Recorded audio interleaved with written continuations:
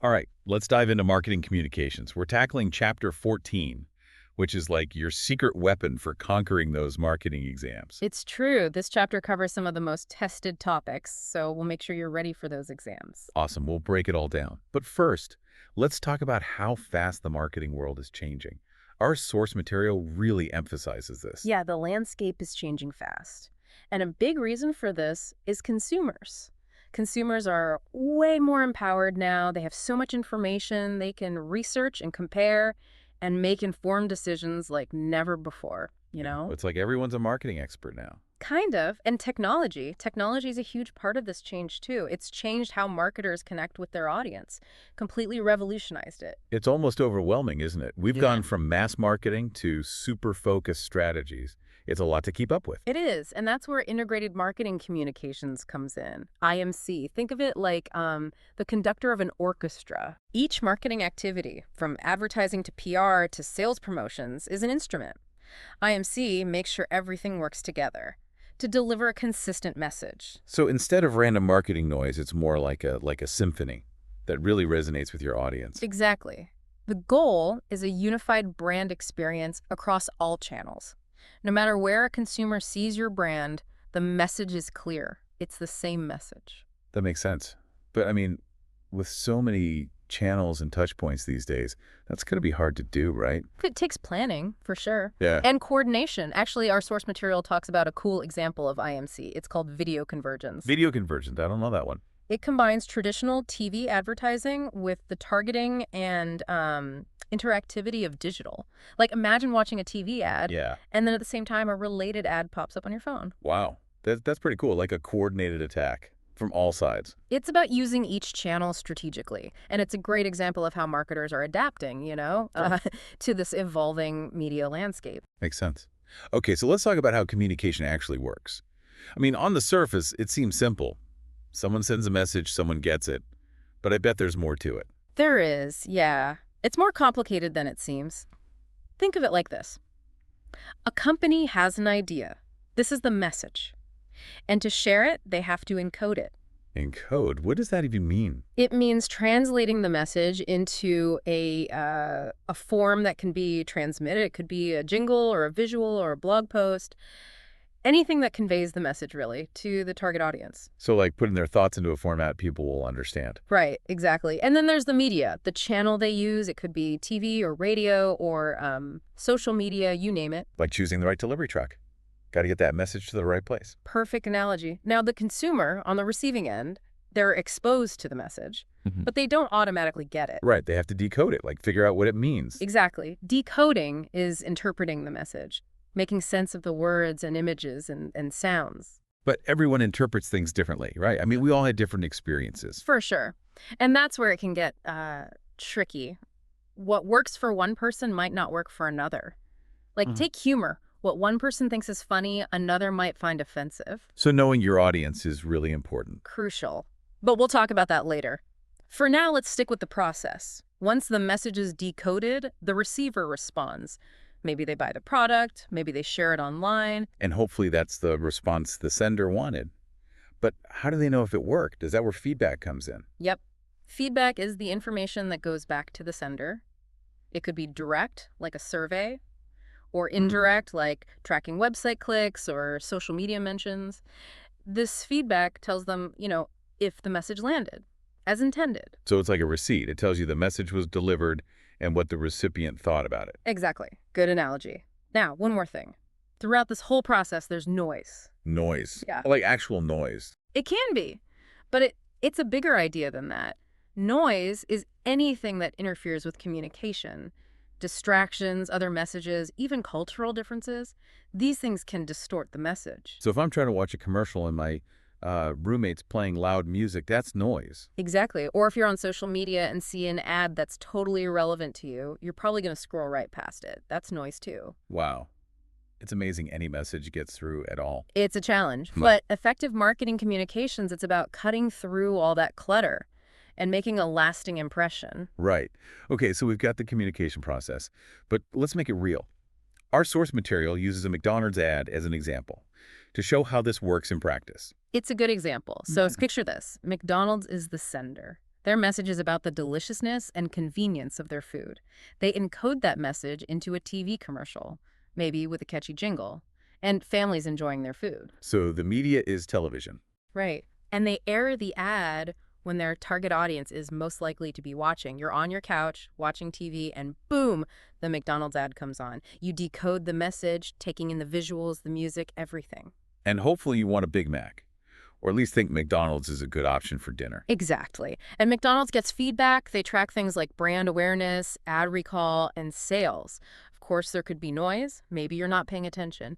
Maybe you had a bad experience at McDonald's once, and that affects how you see the ad. It's a great example. It shows how this all plays out in real life. It's not just a theory. It's happening all around us all the time. That's right. And understanding the process is so important for marketers. It helps them create campaigns that work, campaigns that resonate with their audience. Okay, let's get practical. This is where it gets real for anyone studying for exams. We're talking about developing effective marketing communications. Like, how do you actually do it? Our source material has a step-by-step guide, which is great for exam prep. Think of it like a recipe for marketing success. I like that. I'm ready to take notes. What's the first ingredient? The first thing is to know your target audience. It might seem obvious, but it's crucial. You can't hit a target if you don't know where to aim. Exactly. If you don't know who you're talking to, how can you tailor your message? Identifying your target audience is the foundation for everything else. So what do marketers think about when defining their target audience? Well, they look at demographics, age, gender, location, income. But they go deeper, too. They consider psychographics, like the audience's interests, values, lifestyles. So it's not just about who they are, but what they care about. Exactly. And marketers look at buying behavior, too. Are these loyal customers, first-time buyers, things like that. Okay, so you know who you're trying to reach. What's the next step? The next step is to figure out your communication objectives. What are you trying to achieve with your marketing? So, like, do you want to boost brand awareness or drive sales? Exactly. It's about setting goals. What do you want your message to accomplish? I see. And to understand how those objectives work, we need to talk about buyer readiness stages, right? Yep. The buyer readiness stages show the steps a consumer goes through before buying something. It's key for understanding marketing, especially for those exams. Okay, give us the rundown. All right. The first stage is awareness. The consumer might not even know your brand exists. The goal is just to get on their radar. Like making a first impression. Exactly. Then comes knowledge. You have their attention, now you give them info about your product, what it is, what makes it special. Like a quick pitch. Perfect. Then comes liking.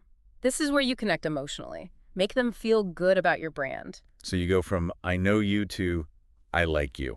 What's next? Next is preference. The consumer starts comparing your brand to others. Hopefully they develop a preference for yours. It's like leveling up in a dating app. Exactly. Then there's conviction. Now they're convinced your product is the right choice. They're ready to buy. That's the aha moment. You got it. And finally, we have the purchase, the goal. The consumer takes action and buys your product. This whole buyer readiness thing is really helpful. He shows how communication objectives work in the real world. It's like you're leading the audience down a path, step by step. Exactly. Knowing where your target audience is in their journey, it helps you choose the right message for each stage. Makes sense. Okay, we've identified our target audience and we set our objectives and we understand those buyer readiness stages. What's next? Now it's time to design the message itself. This is where you craft the message that's going to grab attention, keep people interested, and persuade them to take action. So this is where the magic happens. You could say that. And there's a framework to help us. It's called the AIDA model. It stands for attention, interest, desire, and action. AIDA, yeah. I've heard of that. Remind me how it works. First, you grab attention, make them stop and notice, a catchy headline, a striking visual, something that hooks them. So like a good opening line in a book or a movie trailer that gives you chills. Exactly. Then comes interest. You've got their attention. Now you have to keep them engaged. Provide useful information. Tell a story. Highlight a problem your product solves. So don't just tell them, show them. Exactly. Then comes desire. You make them want what you're selling. Highlight the benefits, the emotional appeal. Make it clear how your product will make their life better. So it's not just about information, it's about making them feel something. Right. And finally, action. Give them a clear call to action. Make it easy for them to take the next step. Visit your website, download a trial, add to cart, whatever you want them to do. Okay. The AIDA model. It's like a roadmap for making persuasive messages. It's so simple, but it works. It's a classic, and it'll definitely come in handy for those marketing exams. This is great stuff, but I'm guessing there's more. Should we Yeah. take a break and come back for part 2? Yeah, let's do that. We still need to talk about choosing the right channels and ethics in communication, all important stuff, all part of mastering marketing communications. So for everyone studying, check out gradeguru.nl. They have practice exams and a full summary of Chapter 14. It's an amazing resource. It'll help you ace those exams. We'll be back to finish up our deep dive soon. Welcome back, everyone. So last time we were talking about the AIDA model, a great framework for creating persuasive messages. It is, but Yeah. okay, say you have this awesome message. How do you actually get it to the right people? I mean, there are so many channels now. Right. It's a lot. And that's why it's important to understand the difference between, well, personal and non-personal communication channels. Okay, let's start with personal. What's that all about? Personal channels, it's about direct interaction, like face-to-face, phone calls, emails, even online chats. That one-to-one connection. So it's like a conversation, Yeah. not just broadcasting to everyone. Exactly. And one of the most powerful personal channels is word of mouth. People trust their friends and family, right? More than any ad. Oh, yeah. If a friend tells me about something, I'm way more likely to check it out than if I just saw an ad. That's it. And marketers know this, so they try to cultivate opinion leaders, influential people who can spread the word about their brand. So it's like a ripple effect. The buzz spreads organically. Exactly. It's a great way to build trust and credibility. Okay, I get personal channels. What about non-personal? Are those more like the traditional marketing we're used to? You could say that non-personal channels, it's media that carry messages without that direct contact. So think like major media outlets, TV, radio, newspapers, magazines. The classics. Yeah. But non-personal also includes things like billboards, posters, direct mail, and of course all the digital stuff. Yes. Websites, social media, email marketing, online ads. The digital world is huge for non-personal channels. It is. So with so many options, how do marketers choose the right ones? I mean, for their message and their target audience. It's about strategy. They look at their budget, their goals, and of course, where their audience is. Like if you're trying to reach Gen Z, you're probably not going to focus on print ads. Right. Different channels for different people.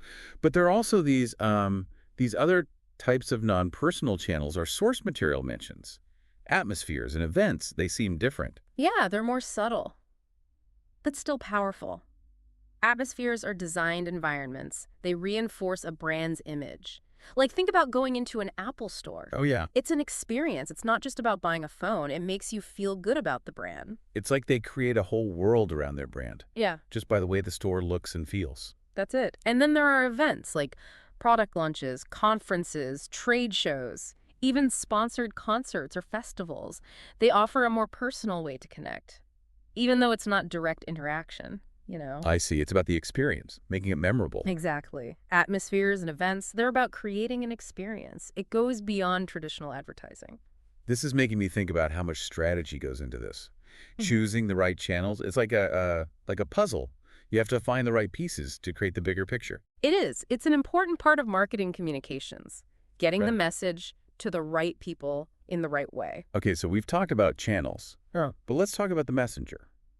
I feel like who delivers the message can be just as important sometimes. Absolutely. Choosing the right source is huge. Our source material talks about source credibility, and it's a big deal. Yeah, because we're more likely to believe someone we trust or someone we admire. Like if a doctor recommends a certain medicine, I'm more likely to take it. Exactly. And marketers use this. They use celebrities, experts, even regular people to endorse their products or services. So they're borrowing credibility in a way. But it doesn't always work, does it? Sometimes it feels fake. Like that celebrity doesn't actually use that product. Right, and that's when it backfires. It has to feel genuine. The source has to actually connect with the brand in a real way. So authenticity is key. But when celebrity endorsements do work, why? Is it just because they're famous? It's more than that. Think about it. If a basketball player endorses, like, a sports drink, it makes sense. Their credibility as an athlete makes the message stronger.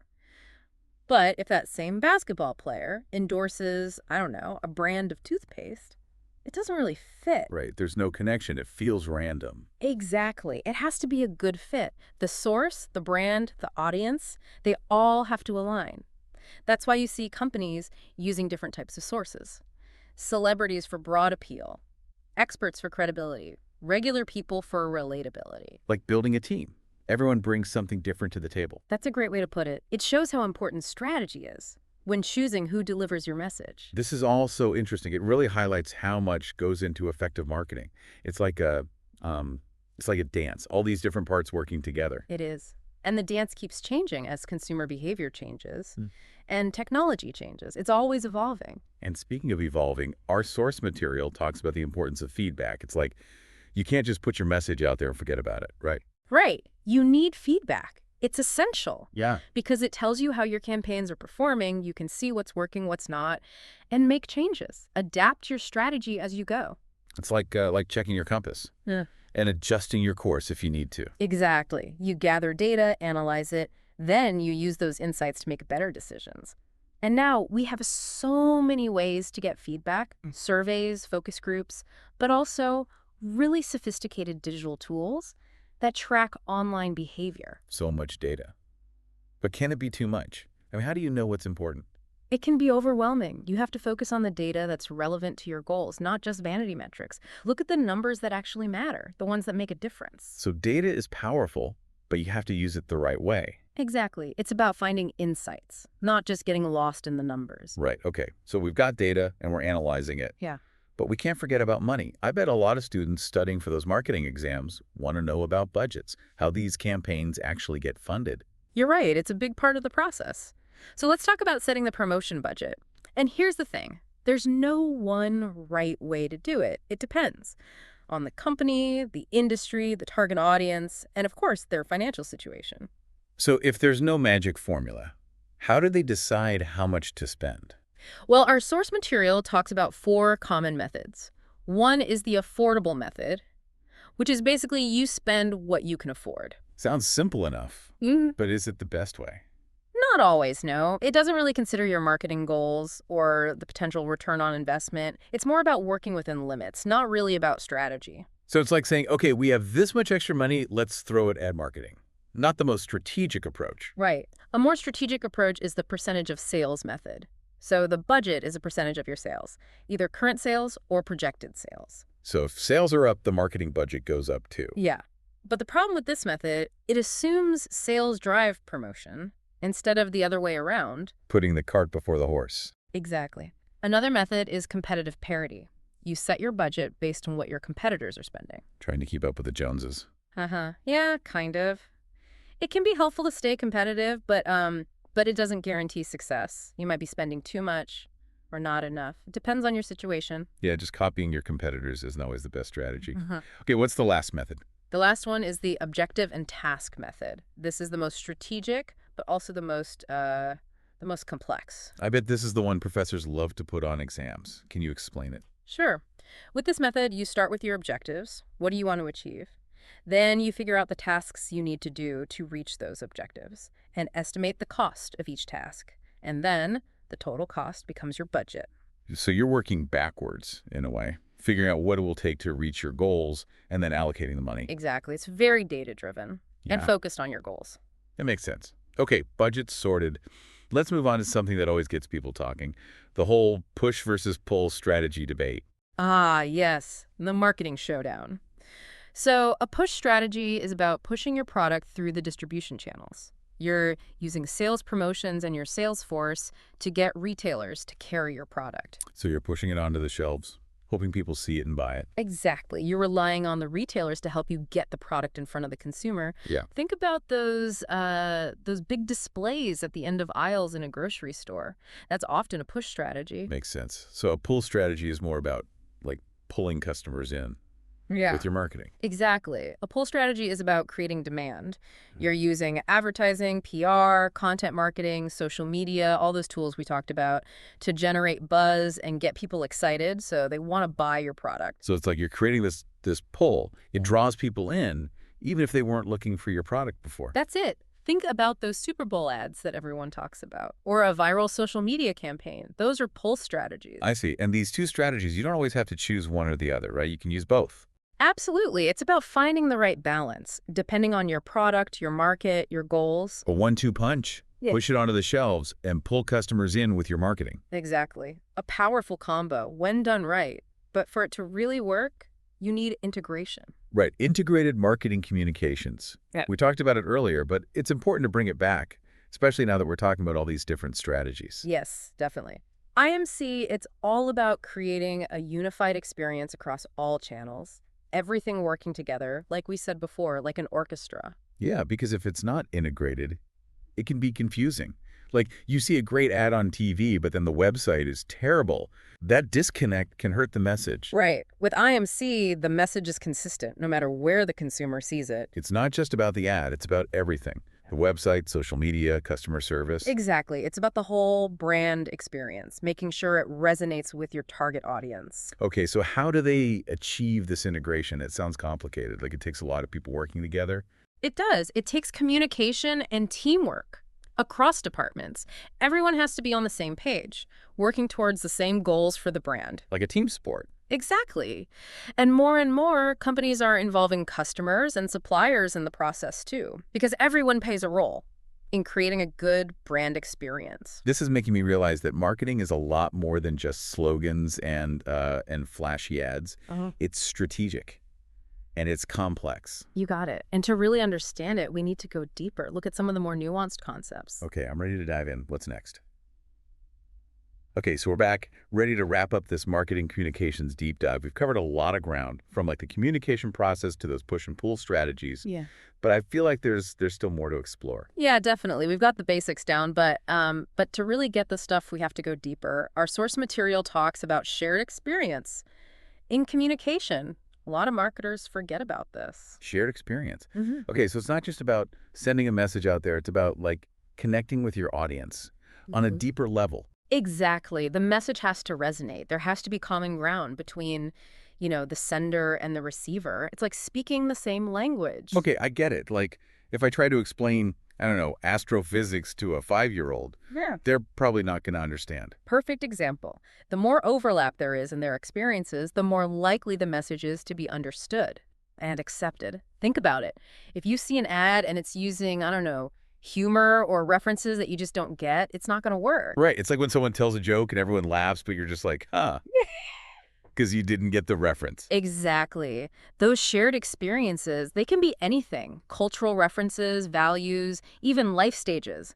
Marketers who get their audience, they can tap into those shared experiences. It makes the message more personal, more relevant. So it's not about broadcasting. It's about like having a conversation. Yeah, it's about making a connection. And that's what makes marketing communications effective. It's about relationships, not just noise. Okay, that makes sense. So shared experience is important. But how do marketers actually get consumers to buy something? Our source material talks about buyer readiness stages. Can you explain what those are? Sure. The buyer readiness stages, they're the steps a consumer goes through before they buy something. It's a journey from awareness to action. And understanding these stages, it's crucial for marketers. So it's like a roadmap Yeah. for marketers to guide the customer towards a purchase. That's a great way to put it. The first stage is awareness. The consumer might not even know your brand exists at this point. You just want to get on their radar. So it's about making that first impression. Exactly. Then comes knowledge. Okay, now you have their attention. Now you give them information about your product or service, what it is, what it does, what makes it special. So it's like that elevator pitch. Yeah. Then comes liking. This is where you start to connect emotionally. The consumer starts to feel good about your brand. So you go from I know you to I like you. What's next? Next is preference. Now they're comparing you to your competitors, and hopefully they start to prefer your brand. Moving up in the world. Exactly. Then there's conviction. At this point, the customer is convinced. They believe your product is the right choice. They're ready to buy. The light bulb moment. Yes. And finally, the purchase, the goal. They take action, they buy your product. This whole buyer readiness stages framework Yeah. is really helpful. It shows how marketing actually works to influence consumers. Like you're guiding them along. That's a good way to see it. And the key is to use the right tools, the right messages at each stage to keep them moving forward. Okay, this has been so insightful. It's definitely going to help anyone studying for those marketing exams. But before we wrap up, what's like the one big takeaway you want listeners to remember from this deep dive into marketing communications? The most important thing to remember is this. Marketing communications is about relationships.